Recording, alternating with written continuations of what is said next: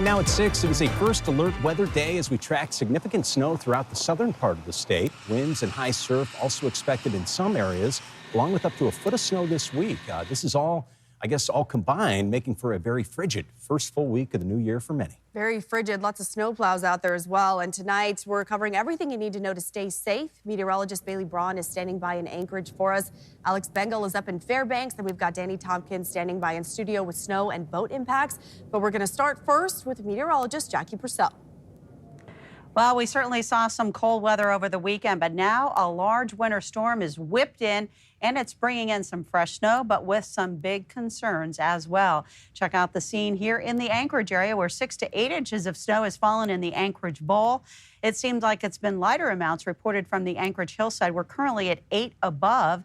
And as far as those impacts around the south central area, I mentioned we're seeing that snowfall continuing. We're in south central. Some areas could see up to 14 inches of snow, more than a foot expected in parts of southeast Alaska, especially from the northern to central sections. And southwest is dealing with blizzard conditions and a chance of freezing rain. But the winter storm warning encompassing Anchorage north to the Susitna Valley is saying it's going to continue with this heavy round of snow through tomorrow morning, and some areas could see gusts up to 30 miles per hour. So travel difficult with the ongoing snowfall. Watch out for blowing and drifting snow. Here's a look at the current situation across the south central area. The snow coming out of the south and west continuing to fall across not just the south central region, but parts of southwest Alaska, the Alaska Peninsula toward Kodiak as well. But as far as those temperatures I mentioned, it was single digits still in the Anchorage area, but we'll be talking more about the forecast coming up in just a few minutes. Now out to Bailey Braun. She's in Anchorage. She's been checking out those current conditions along our roadways as we head through the evening. Thank you, Jackie. Yeah, I'm at the corner of Seward Highway and Northern Lights right now, and so far we've been tracking how many cars have kind of slid into the snow a little bit, and so far we're at 4.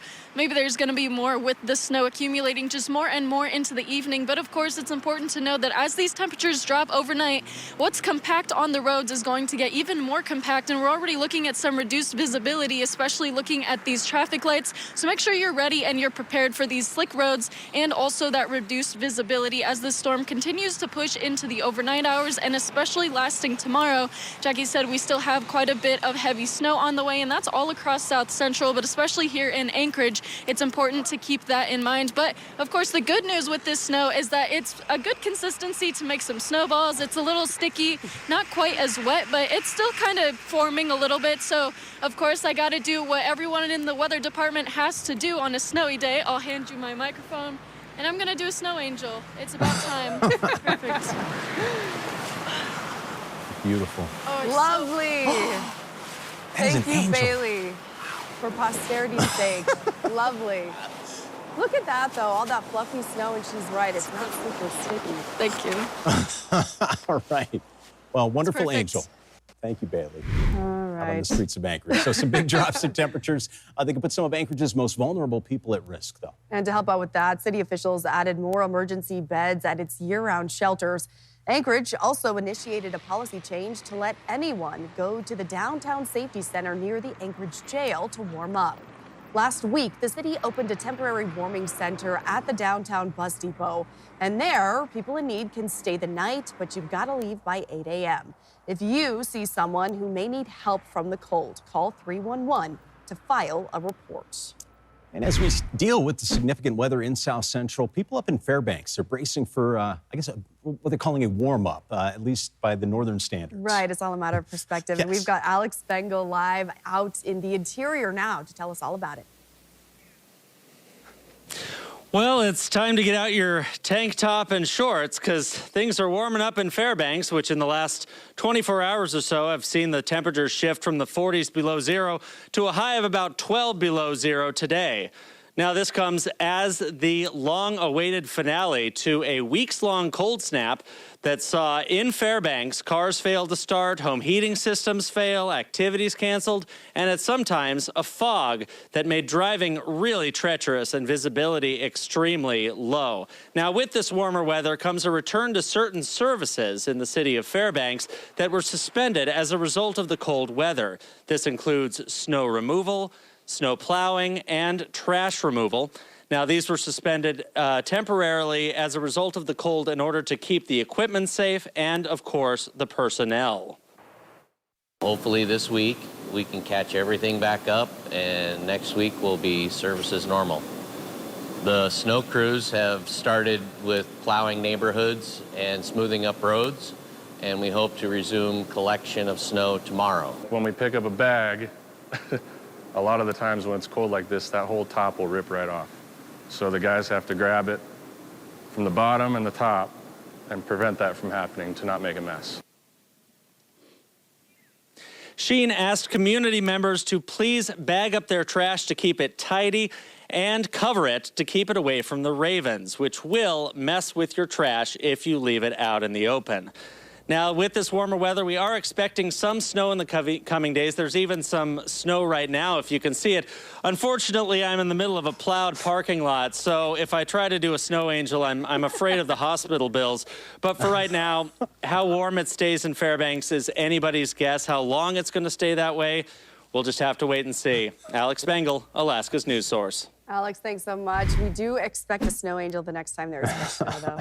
But just last week, Juneau saw record snowfall that left some challenges for the folks living there. Our Danny Tompkins joins us now in studio with an update on that. Danny. Yeah, Augusta, Juneau is still digging out from that record-breaking snow, and the damage is adding up. 8 boats sunk in the harbor last week, a local dojo's roof collapsed, and tonight we're learning how long the recovery could take. Last week, the roof of a local dojo collapsed under the weight of snow. And today, the chief instructor told us they'll have to relocate. They're a nonprofit, and they're planning to start a GoFundMe to help cover the costs. Schools were closed today, and Petco is also shut down due to roof damage. At the harbor, 8 boats sunk. Crews have been working around the clock, but the bigger boats are still underwater. We're figuring about a year. It's my bet that best case scenario, the owner can get that the enclosure rebuilt in probably 8 to 10 months, and then we'll take a couple of months to do our own tenant improvements, put a new floor in and new office space and dressing room, that kind of thing. We still got some of our bigger boats that still have to be raised, and as soon as the weather improves, after we get those up out of the water, then we'll start figuring out plans from there, whether the boats have to get disposed of or if they're salvageable. But we're taking it one little bit by time, piece by piece here. Both the dojo and the harbor say they're taking it one step at a time, waiting for better weather to assess the full damage. The dojo's GoFundMe should be up soon. We'll continue to follow recovery efforts and keep you updated as snow continues to fall. John, Augusta. All right. Danny Tompkins, thank you very much. And you can stay updated 24/7 weather coverage at your fingertips with our First Alert Weather app. Just search KTUU First Alert Weather in any app store.